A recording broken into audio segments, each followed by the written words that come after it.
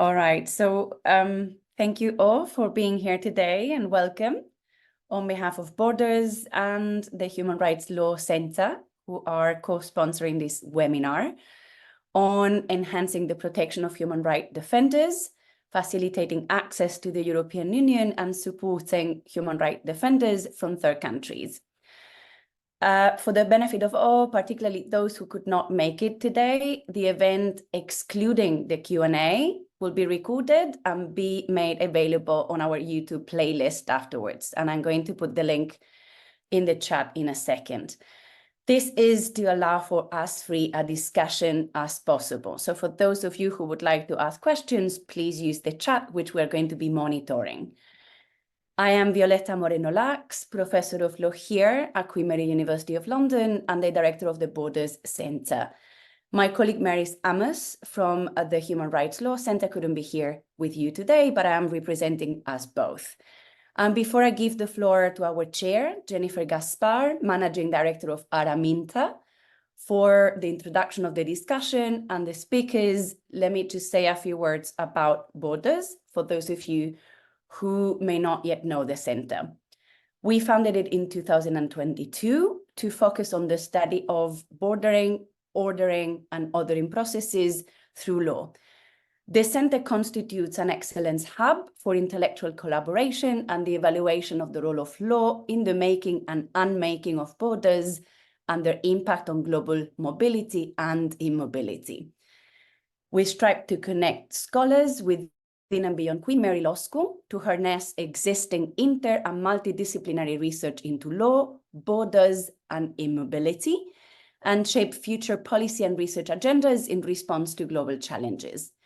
We have a mailing list, so for those of you who would like to be informed of news and events, I'm going to put that in a chat in a second. And we also have a dedicated website with all the relevant information, the link of which I'm going also to make available. So this is all from me. Thank you all very much for joining. And I now give the floor to Jennifer. Welcome. Thank you very much. Thank you very much, Professor Lax. My name is Jennifer Gaspar. I will be moderating, or I should say mainly introducing our speakers and also monitoring the questions that you might have during these presentations. I am the Managing Director of Araminta, and Araminta is a relatively new organization made up of relatively old activists based in Berlin, Germany. And our main goal is to identify solutions for human rights defenders. As somebody who has watched for and participated, I should say, also in finding solutions for community of defenders, particularly those at risk and those in flight, this report is extraordinarily important to me, also personally and professionally.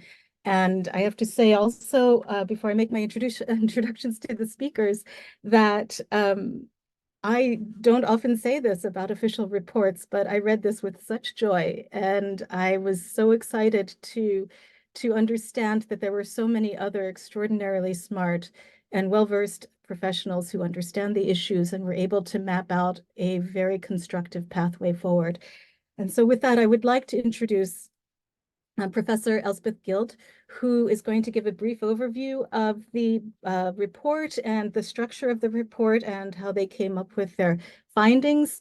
Following Professor Guild, then we will have Professor Liovi Valvola and Vasily Apadstiu, and I will present each speaker after, just so that there's some clarity.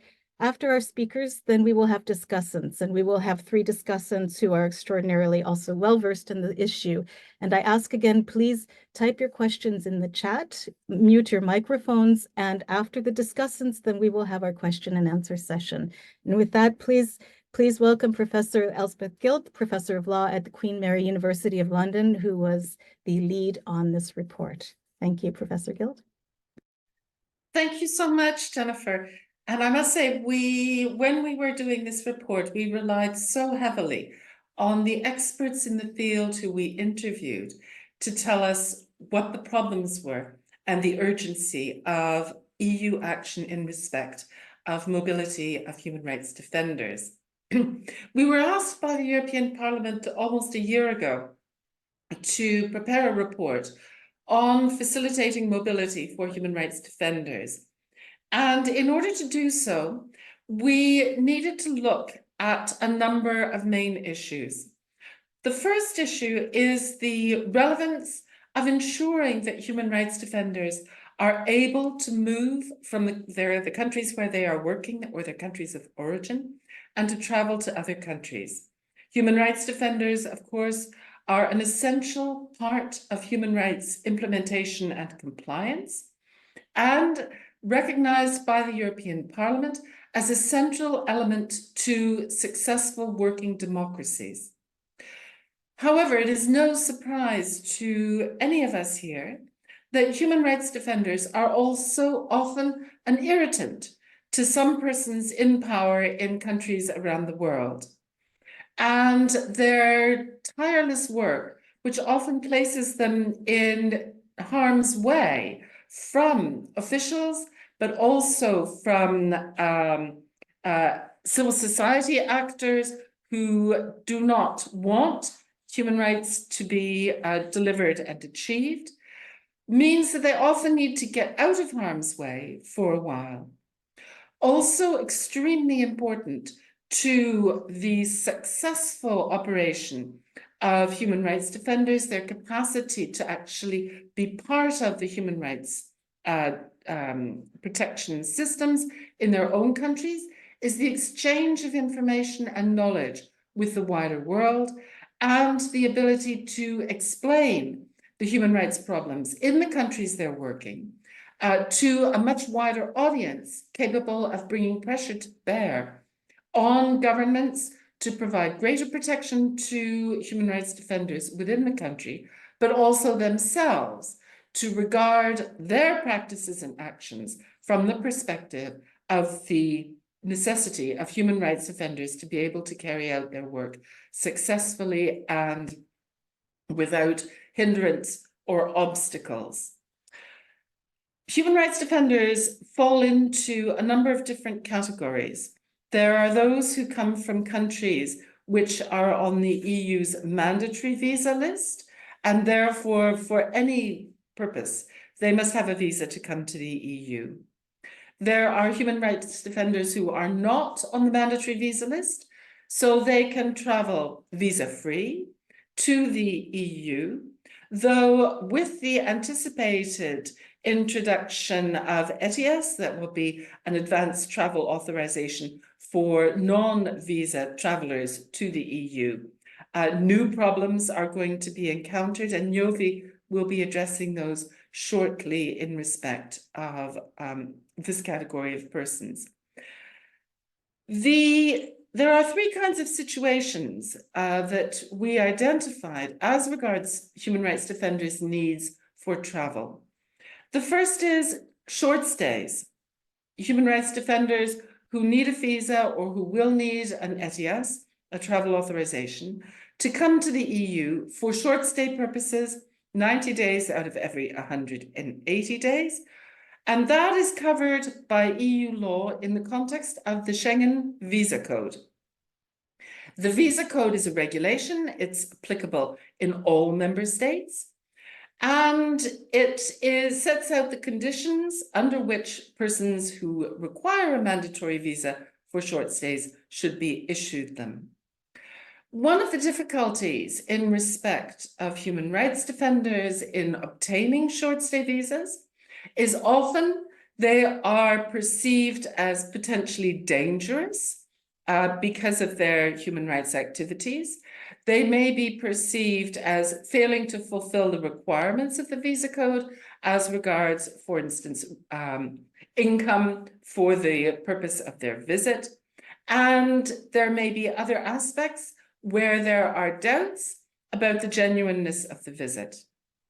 In order to overcome these problems in respect of human rights defenders obtaining short stay visas to come to the EU to talk about their work, possibly to have a bit of a rest and talk to their colleagues in the member states, we have recommended that there be, in respect of them, a sponsor For instance, an NGO, a university, a think tank, a public body, but a sponsor, which is considered by EU officials and placed in the legislation as a sponsor which is trusted to certify that the individual is indeed a human rights defender and deserves the facilitation of a visa within a reasonable period of time. The objective is to try and transform, in the language of the visa code, human rights defenders coming for short stays into a category which are called trusted travelers. And in order to do that, we considered that the role of the sponsor is going to be tremendously important in terms of enabling human rights defenders to get visas and performing the role of the intermediary between the human rights defender and the visa officers issuing the visas. For these purposes, they will also need the assistance, in some cases, of the EU External Action Service and potentially other actors within the central government in member states. For the second group of human rights defenders, those who may need to come to the EU for the medium term, there are many reasons why this particular set of circumstances come into existence. This is a much smaller group of people than those who need to come for short stays, to talk to colleagues, to make presentations, to make their knowledge available, and who intend to go back to the place where they are working or to another country to continue their work thereafter. But for medium stays, often we have human rights defenders who find themselves in difficulties. They are beginning to be harassed possibly by state officials, possibly by far-right organizations in their country, and they need to get away for a while, possibly to do a stage, possibly to do studies, possibly to do further training, etc. And we looked through the whole of the EU acquis on migration and on medium stay migration, looking at all of the options which could be available for human rights defenders in those circumstances. All of them, again, depend on a sponsor, and we consider central the identification and recognition of sponsors in the categories as being entitled to certify that the person is a human rights defender and is entitled to the facilitation of the visa process, and if the person is already within the EU, to switch into a medium-term stay.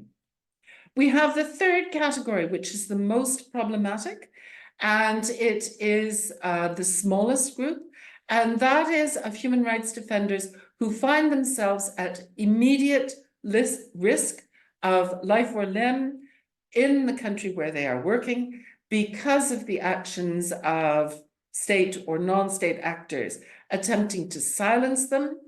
We see a number of cases of human rights defenders in this category coming before the UN treaty bodies. And for these persons, they need immediate facilitation to be able to leave wherever they're working, wherever they are at risk. There needs to be facilitation in terms of travel documents. And again, we take the view that the people who best know which human rights defenders are at extreme risk and need to be able to leave immediately are our trusted intermediaries, including non-governmental organizations and other intermediaries who are known to visa officers, to the External Action Service, and to the relevant authorities with the responsibility to issue visas. And in these circumstances, visas should be issued with alacrity as soon as possible in order to get the person out of danger.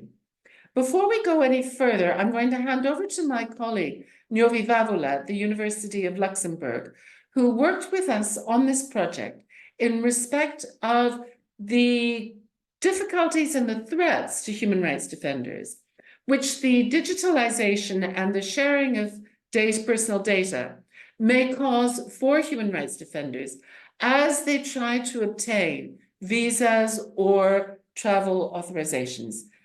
Njovi, can I pass over to you?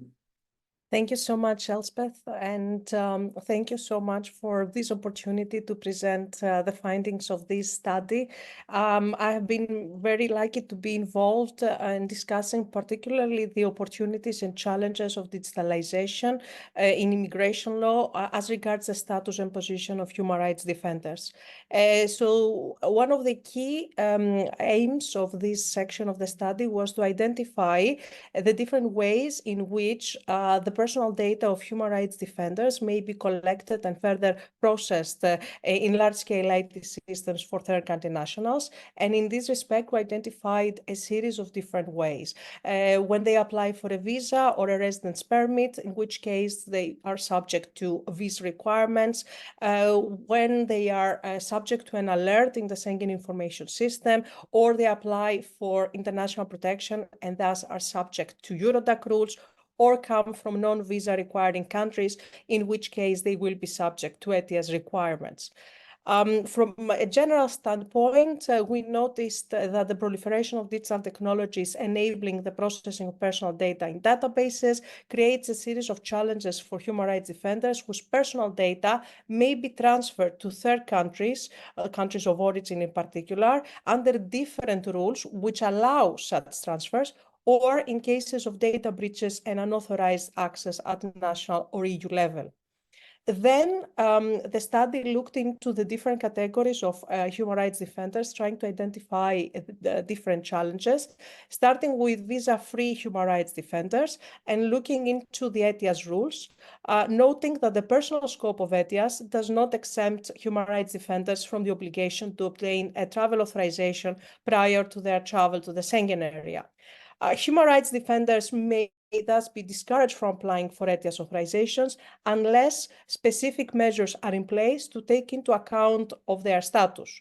And at the heart of these concerns is the automated processing of ETIAS applicants' data against not only various European and Interpol databases, but also against algorithms called screening rules, which enable profiling and the subsequent manual examination of ETIAS applications in the event of hits against those databases and algorithms. It is likely that depending on the design of the algorithms, human rights defenders might fall into a risk group for irregular migration or public security reasons, which means that their application may be subject to manual examination at the national level. Furthermore, it is likely that human rights defenders are reported in Interpol databases by their countries of origin, and it is well known that certain countries abuse Interpol notices in pursuit of political objectives and retaliation of human rights defenders' work. In all these cases, in the manual examination of flagged applications, national officers must be aware of these challenges so that they do not fully rely on Interpol notices with blind trust. And overall, to ensure that human rights defenders are not disadvantaged in the ETIAS process, it should be possible to determine whether the application concerns a human rights defender. However, the categories of data that collected do not make that task easy, not even in the cases where human rights defenders put down their job description, because it can be too general. Nonetheless, it is still feasible to provide additional information and documentation or be subject to an interview in order to obtain an ETIAS authorization, however, if requested by national authorities. It is also possible for human rights defenders to be issued with travel authorizations on the basis of humanitarian grounds or reasons of national interest or because of international obligations, and in that regard, promoting awareness of this possibility is really vital. Finally, the study notes that the need for amending the ETIAS legislation to allow human rights defenders to apply without travel documents and provide guidelines on assessing their applications in the practical handbook, which is currently prepared by the European Commission.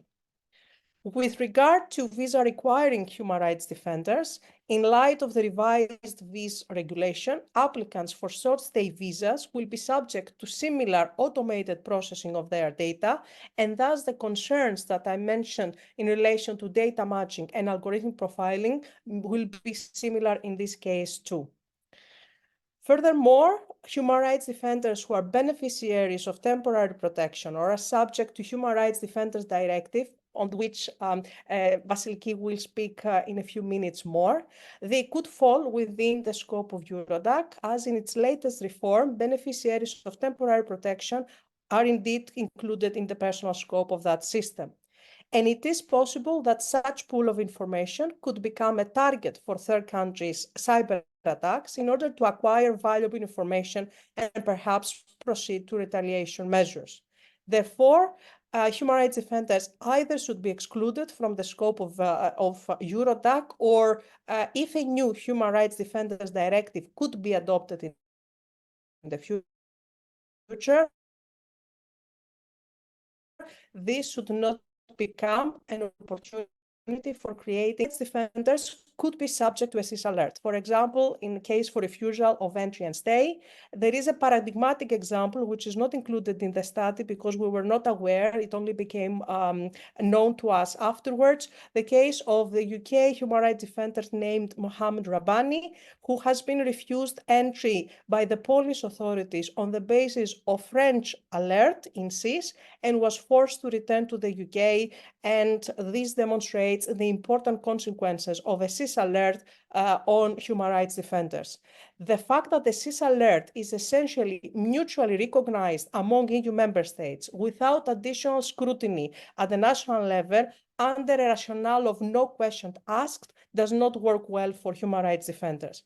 Alerts can be registered without proper individual assessment of the case at hand and in violation of the principle of proportionality.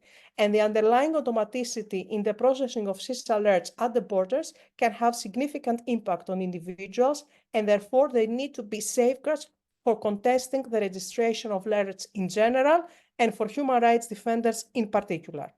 In the aforementioned case of Rabbani, the alert was included on the basis of grounds that the third country national has committed a serious criminal offense, including a terrorist offense, and the conditions for issuing these particular alerts are very, very wide, and the threshold of clear indications that is included in the law is very much lower than the previous threshold in the legal regime. Overall, this part of the study recommends making full use of the possibilities offered by the legislation to ensure fair processing of travel authorizations and of visas, and as well as carving out exceptions for the processing of human rights defenders' data in the case of Eurodac and in particular CIS. Thank you so much. I will now hand over to Jennifer and Vasiliki for the continuation of the presentation of the study.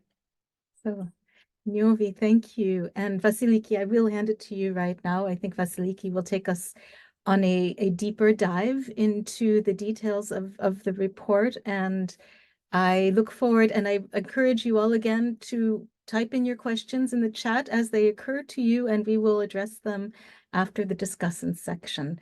Thank you. Vasiliki, please.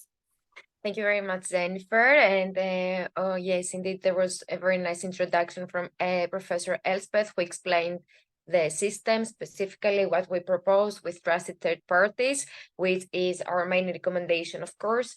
And then also Niovi analyzed the different databases. So what I'm going to do is to continue with the specific proposals that our study entails. So our proposal addresses some specific amendments to documents such as the EU Visa Code and the EU Visa Code Handbook for short stays, because as we said, there is a reference on short stays, but also we propose specific amendments to the legal acquis on extended stays databases, of course, that Niovi analyzed. And our study also proposes a specific directive that will be focused on human rights defenders. And finally, our study offers some policy recommendations in order to meet and address the socio-economic needs of human rights defenders. So let's start with the amendments on the EU Visa Code and the Visa Code Handbook. What we propose specifically is recognizing human rights defenders as a distinct category that is entitled specifically to visa facilitations.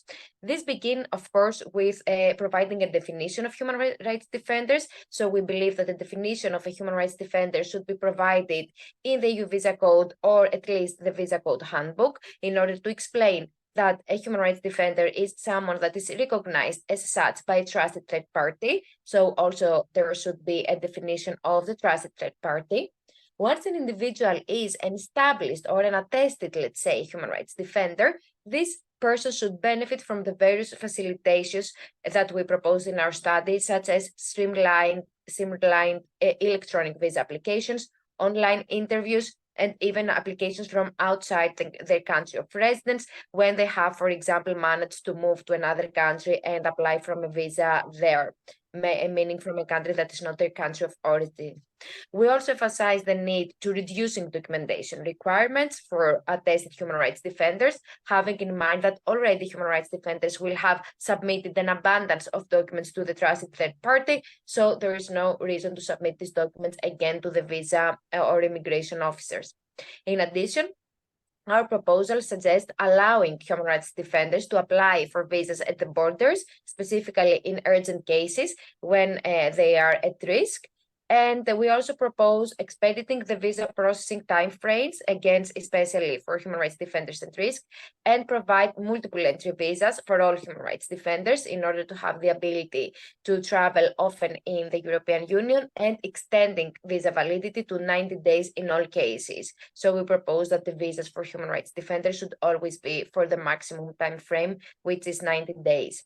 If the visa code cannot be amended as such, because it may be difficult for this instrument to open for amendment, we propose some targeted amendments to the visa code handbook, which we were informed also by the EU Commission that there is they want indeed to amend the visa code handbook. So this is something that is really feasible and easier than amending directly the visa code, which is a regulation. So the visa code and the visa is actually a flexible instrument which grants discretion to the EU member states to apply the derogations that are envisaged there.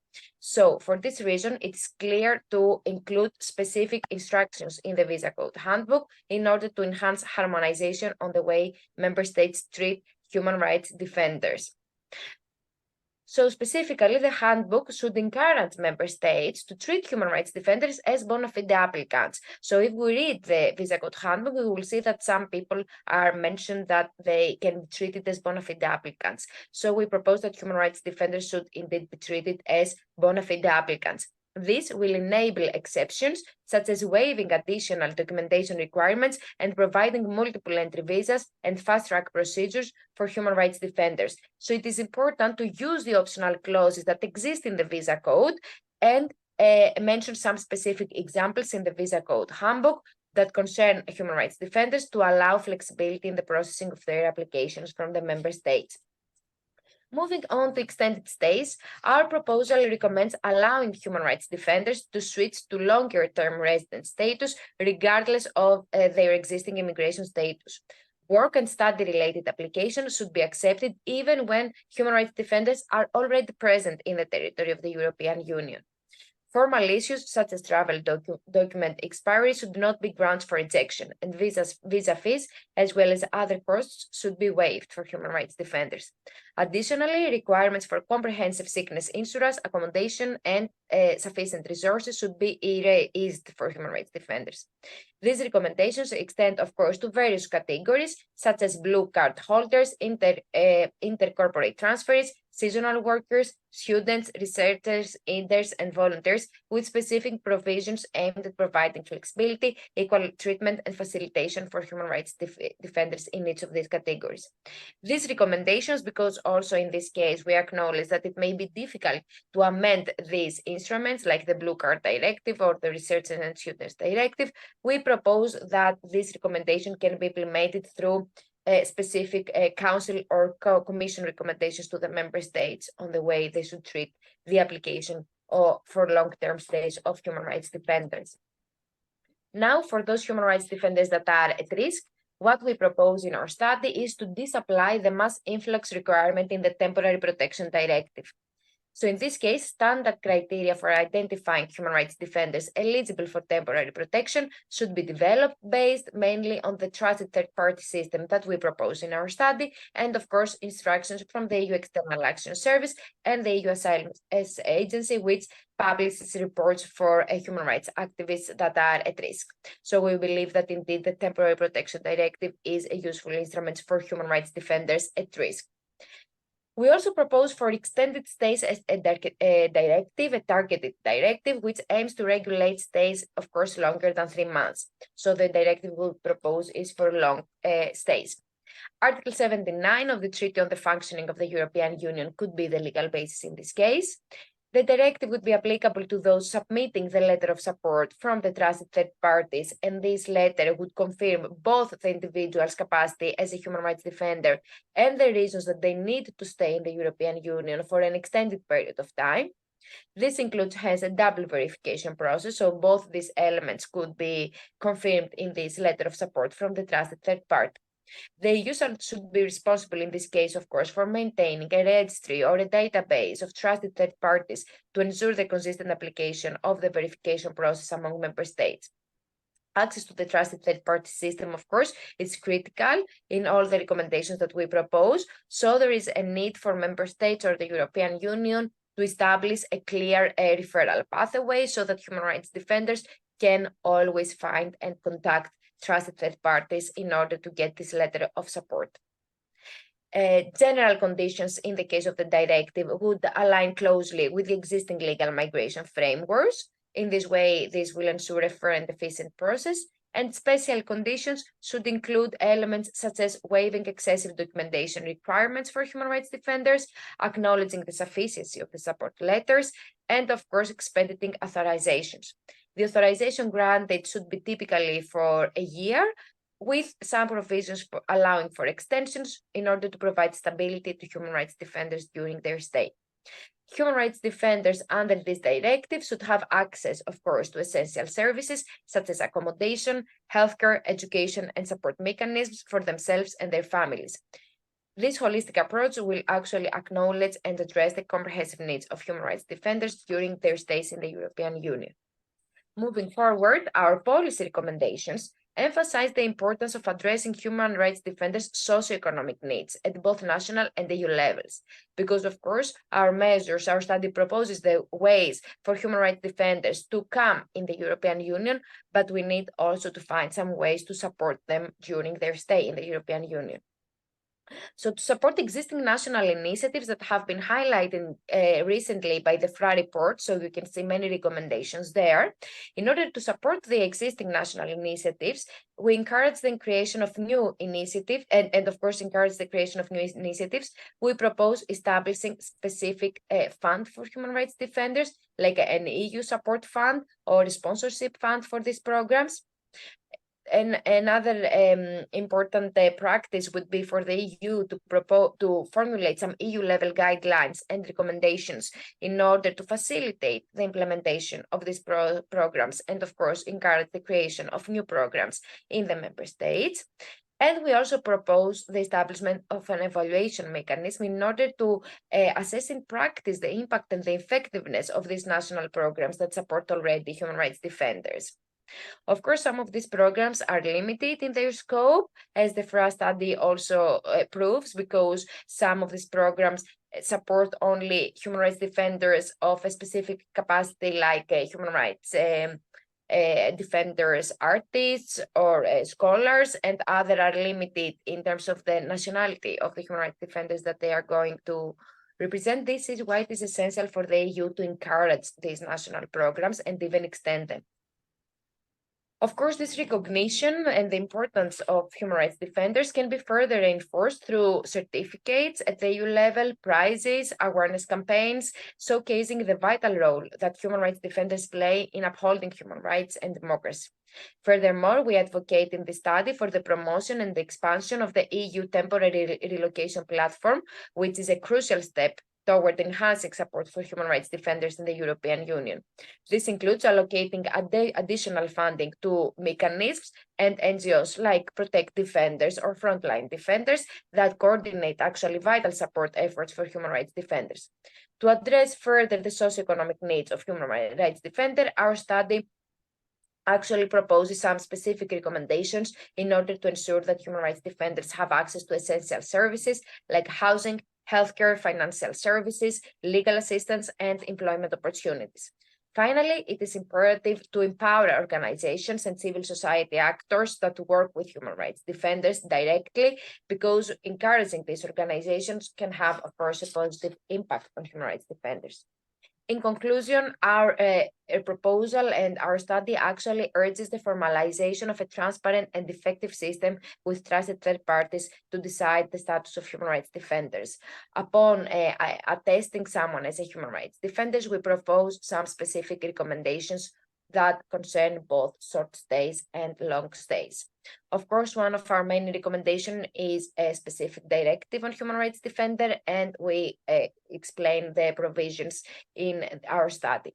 Finally, of course, in order to ensure that these measures can be implemented in practice, a cooperation between stakeholders is imperative, and of course, increased commitment is needed by the EU institutions. So it's really positive that the Joint Committee has actually allowed this study.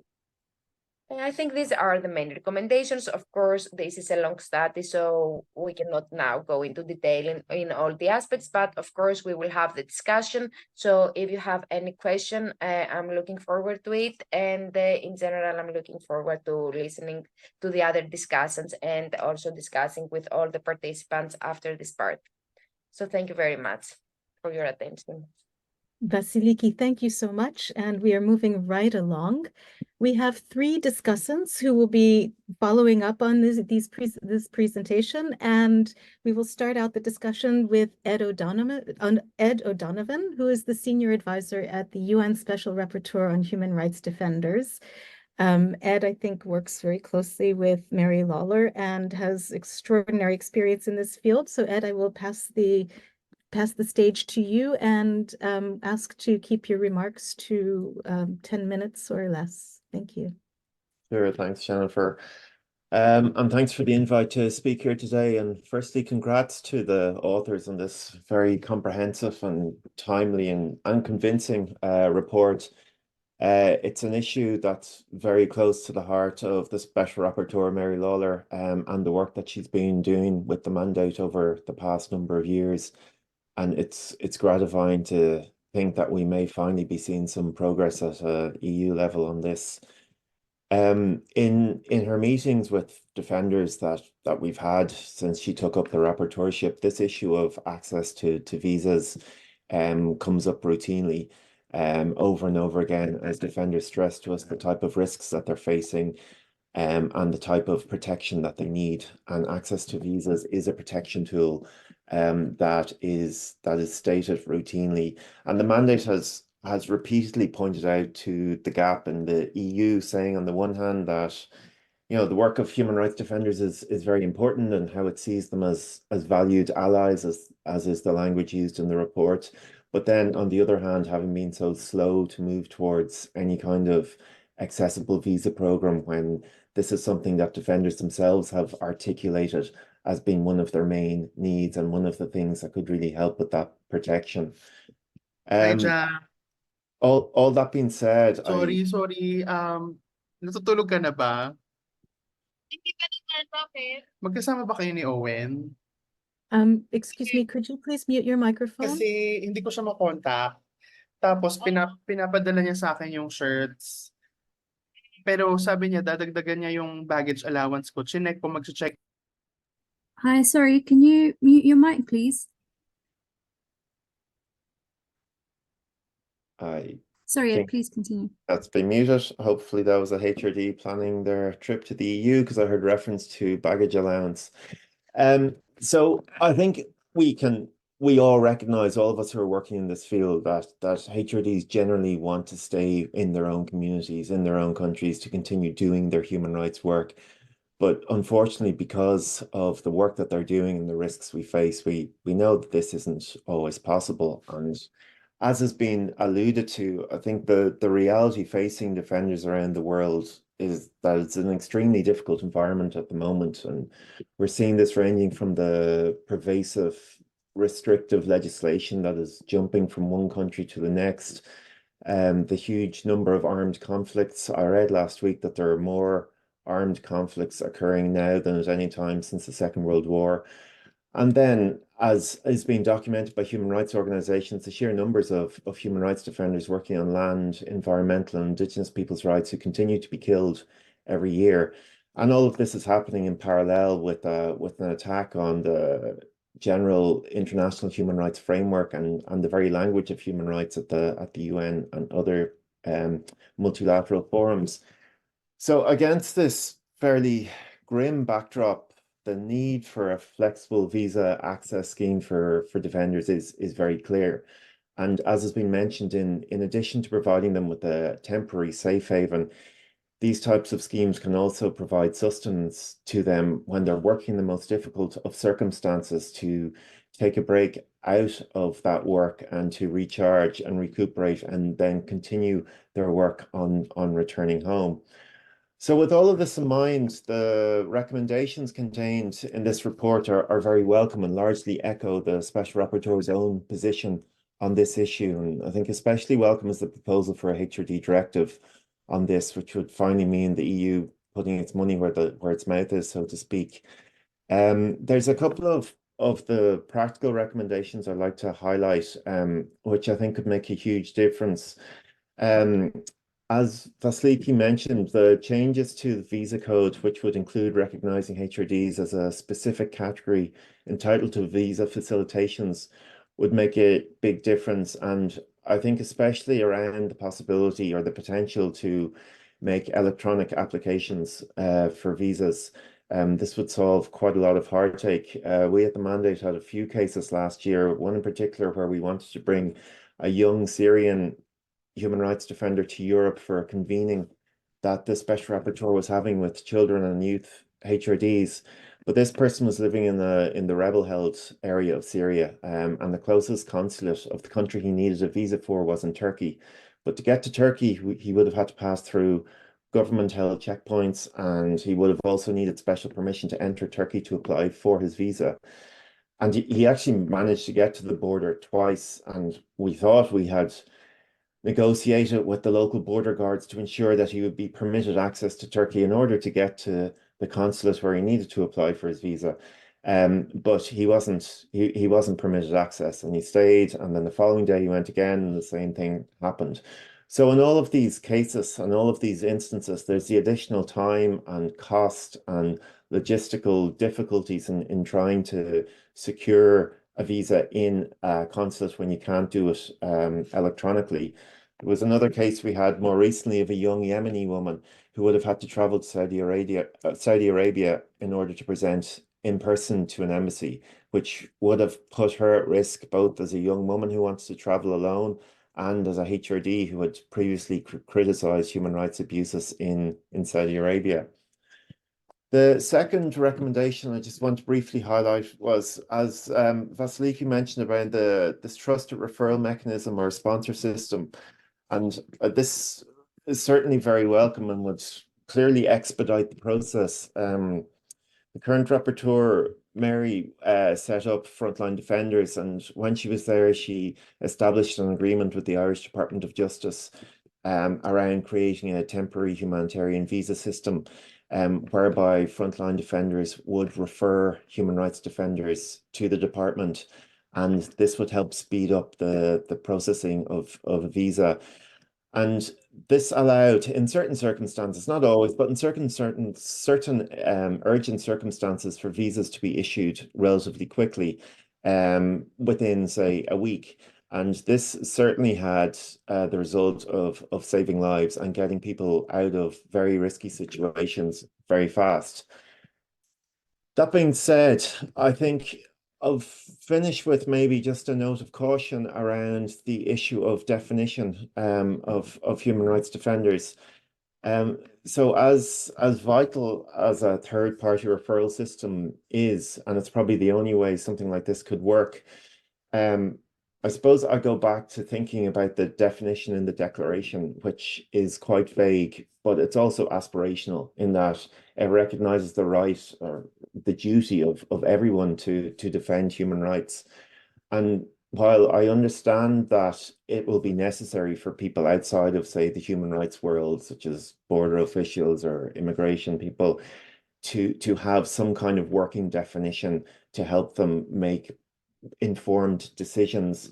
I would also be a little bit nervous about the pathway this could lead down to around creating a kind of a closed off category. And one of the things which makes me think of this is, you know, in recent years, we've seen a lot of HRD protection laws emerge, particularly in West Africa, and there's been great progress. But in a law that was finalized in the DRC, it's either last year or earlier this year, human rights defenders have to register with the government. They have to provide a statement of their activities to the National Human Rights Council in order to benefit from the protections of the law. And I think that's an end point that nobody wants to see. And I'm not saying this is something that's going to happen here, but it's more just something to think about as this discussion moves forward. So with that, I'll leave it there, and I'll be happy to participate in the Q&A shortly. Ed, thank you very, very much for your remarks, and I think they're very well received. Certainly, I have some comments as well, but I will hand now the stage over to Dr. Annalise Meloni, who's a senior lecturer in law at the University of East London.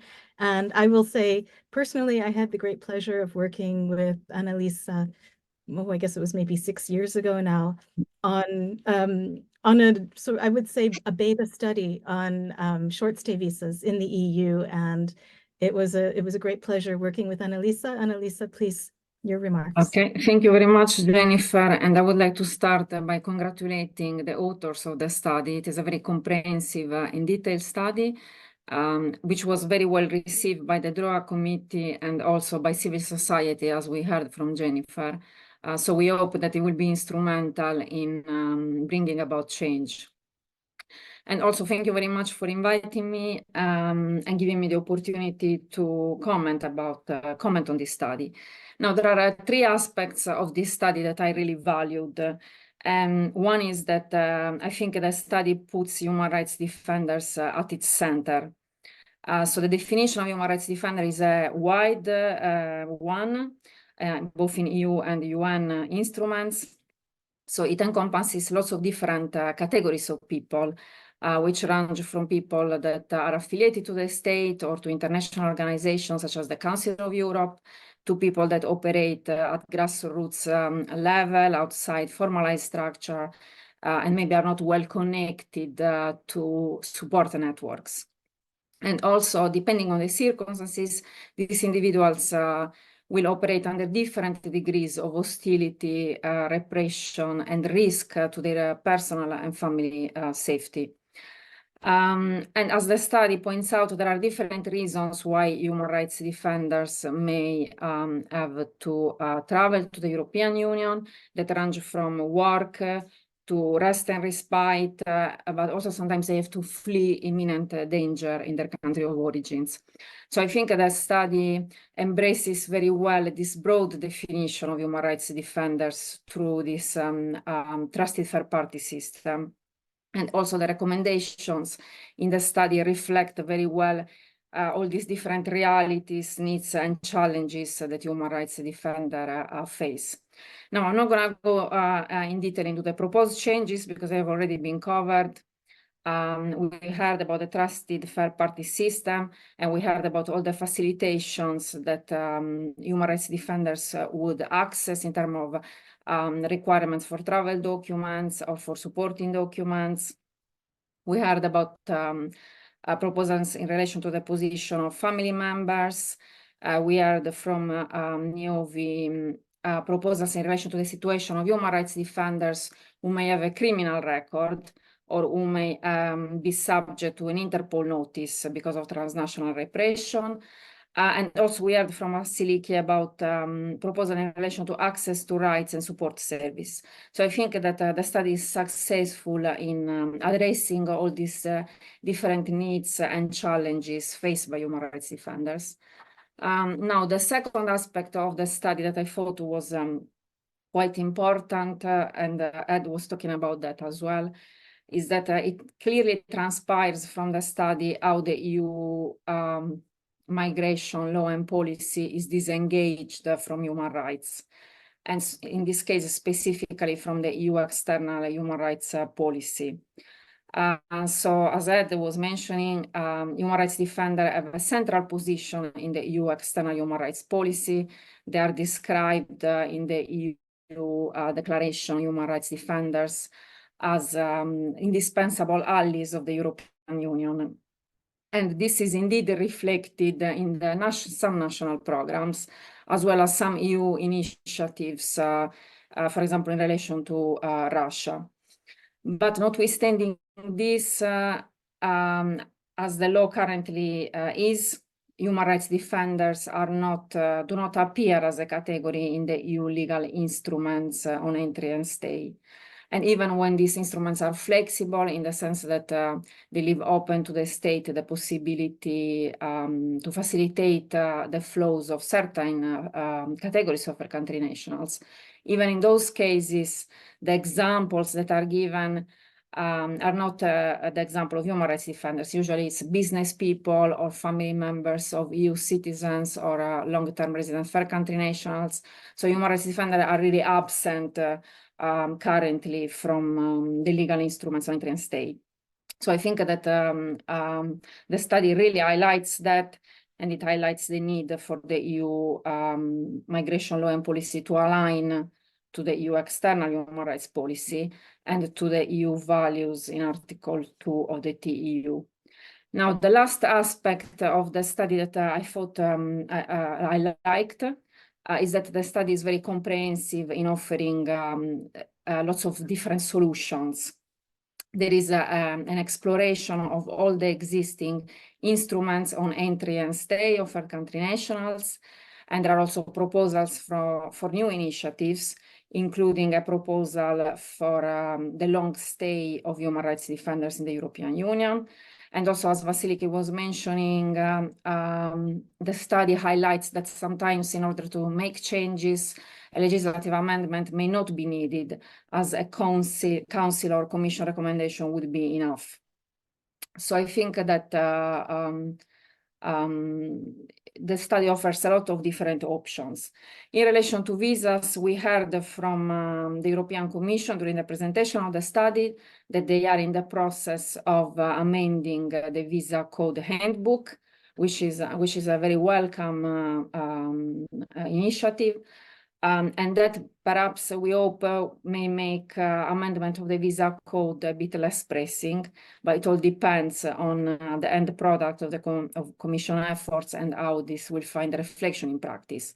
I think that in relation to long stays, the situation is a bit more problematic. And in this context, the proposal of a Human Rights Defenders Directive is very much welcome, I think. Because the study also opens another option, which is that of introducing some changes to the sectoral directives, such as, for example, the Blue Card Directive or the Researcher and Students Directive, which may be achieved through a Council and Commission recommendation. However, as we know, these sectoral directives, they are not really designed with human rights defenders in mind, and also they are very complex legal instrument, and they are difficult to navigate. In fact, I think the study itself proposes the drafting of a handbook which may assist civil society organization in navigating these sectoral directives. So to apport further changes to the sectoral directives may bring in even more complexity, and so may not be conducive to legal certainty. So I think that if the political will is there, the Human Rights Directive, Human Rights Defender Directive would be the best course of action. And my last point relates to the adapting of the Temporary Protection Directive. I think that is also an excellent idea in the study, because as we know, human rights defenders most of the time don't want to apply for asylum. And that's because applying for asylum has a negative impact on their ability to continue with their human rights work. So that temporary protection status would give an alternative to that. And as it was indeed illustrated, if the political will is there, it should not something that is particularly difficult to achieve, as it would just require the disapplication of the mass influx requirement. And we know that there is a precedent to the disapplication of an article in the directive. And then it would be up to the Council and the Commission to design schemes for certified human rights defenders that may even have a geographical scope. So I think that's all I wanted to say about the study. And I would like to congratulate again the authors. And also I hope that this topic will stay on the agenda after the European Parliament elections. Annalisa, thank you very, very much for your comments. And we are going to wrap up the comments and discussion with Waltraud Heller, who is a project manager with the Fundamental Rights Agency. She's stepping in for her colleague, Tomasz Molnar, who was unable to make it today. However, Val is extraordinarily well-versed on this topic, having spearheaded the Fundamental Rights Agency report on mobility for human rights defenders. Val, thank you very much for joining. Thank you, Jennifer, and good afternoon, everyone. So quite a lot has been said already, but I do have a few more comments and also maybe some updates. But first of all, I would really like to congratulate the authors for this study. It's really, yeah, it's very insightful, and it's also very far-reaching. And I've not read the full study. I didn't know that I was going to comment today, but I've skimmed through it. I had luckily read the summary, and I think it gives a lot of also ways forward. And I found it very interesting because, you know, the FRA study that Jennifer referred to, the FRA report we were asked about a good half year earlier for your study. So your study is in a way a follow-up, and although we have not directly coordinated, apart from one call actually, it really for me reads like the next step that was needed after our study. So maybe for those who don't know the FRA report, I'm posting the link in the chat. It's, as I mentioned, also a report commissioned by the same Parliament committee, and the Fundamental Rights Agency was tasked to look at existing programs of how the EU receives human rights defenders at risk. And while we did the research, we decided that wasn't enough, because we found exactly the same problems that you also highlighted in your study, namely the lack of understanding of the definition, especially among those who should know. So for the relocation of defenders, so ministries of interior, visa officers, etc., the lack of an understanding of mobility, the different types of mobility needs, etc., not using asylum and so on. So we tried to wrap this also into our report. And I can say that really we have not a single contradiction between our reports as far as I could see. And we have a lot of overlaps. However, due to our mandate as an EU agency, our recommendations were maybe not as far-reaching as yours, which are more explorative. So in that sense, I really welcome how the two reports can be read and should be probably read together. I have 7 quick points that I want to make. The first one is on the different mobility needs. We have identified also exactly the same. We refined them a bit more, but in essence, the mobility needs that Elspeth outlined. So the short, the medium, and the emergency. We have some subcategories in our study. But I think what's important is that for now, not every mobility need has a matching legal instrument. However, in the existing legal instruments, there is more flexibility than is currently being used. And that brings me to an update on the Visa Code Handbook. Annalisa Meloni already mentioned that. Indeed, the Visa Code Handbook has been updated already, actually.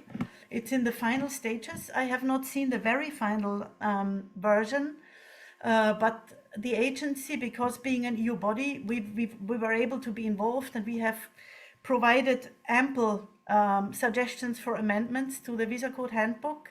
And as far as I could see in the latest version that I saw, a lot of the things that were mentioned are included, such as a definition of human rights defenders, a reference to the UN Declaration, the possibility for bona fide status, the application outside the country of the home country or the country of residence, etc. So quite a number. And actually, as far as I'm confirmed, at the latest, at the end of May, this version should become public. And then, of course, this will be a very good moment to use it both for advocacy, but also for awareness raising and training purposes. I think once the Visa Code Handbook is updated, there will be a lot of good hooks in there to pick up some of the messages, but also to do training. On the point of training, the European Commission is funding a training on the Visa Code, which is based on the Visa Code Handbook, and we were able to involve the agency in that, and we have provided also to that training a number of suggestions how human rights defenders and relocation could be mainstreamed across the different training modules. And that is a training that is intended for visa officers across the EU, and which should become public, I believe, in the autumn. So then my next point is the need for training. Indeed, so just picking up on what I just said, when we did the research for our report, we found that a lot of those who we assumed knew what a human rights defender is, or knew about the UN Declaration on Human Rights Defenders or the UN guidelines, there is really a lack of awareness on that. So I think beyond the concrete trainings for visa officers, border guards, embassies, EU delegations, beyond that, it needs a bigger awareness raising on who is a human rights defender, what are the risks they are facing, why do they need to relocate, why is asylum not a good option for human rights defenders. We had some very interesting moments on that when we were in conversation with member states who hadn't seen that contradiction of, or they hadn't seen how asylum blocks the continued work of human rights defenders and hadn't made the link with their own external human rights commitments. So I think there is scope and there is openness in member states, more than I saying off the record, more than we had anticipated. There was more openness in member states to try to understand and to make these links. My point 4 is the only point that I found in the policy recommendation. There was one point that I found was lacking when you make these recommendations on the funding. I think the point that was missing for me was funding also for relocated organizations. So there is points on funding for NGOs supporting relocated defenders, on funding awareness raising, on funding capacity building, all of that. But currently we have identified a gap on funding for organizations that have relocated to continue their human rights work. So that's a bit different from building capacity of relocated defenders. And we've seen that increasingly there are full organizations being relocated, and they currently fall between the cracks of the external policies and the internal policies. So they are no longer funded or supported by EU external funding, but they are not yet supported by EU internal funding because they haven't been established for long enough and don't fulfill the criteria. My 5th point is on the need to work on extended stays. Absolutely. And I think here we see the limitations also that we have in advocating at the EU level, because the EU law and the EU competence simply goes only up to the 3 months, the 90 days within 180 days. And so beyond the need to push at the EU level, I think there is a need also for more advocacy at the national level to make this clear. And there are 2 member states who are quite advanced in providing residence permits, including work permits, and to learn from these 2. And I think, so that's Poland and Czechia. And in Czechia, there is currently efforts also to do advocacy with the Czech government for an even more comprehensive system for long-term stay. And I think we can learn from these efforts for other countries.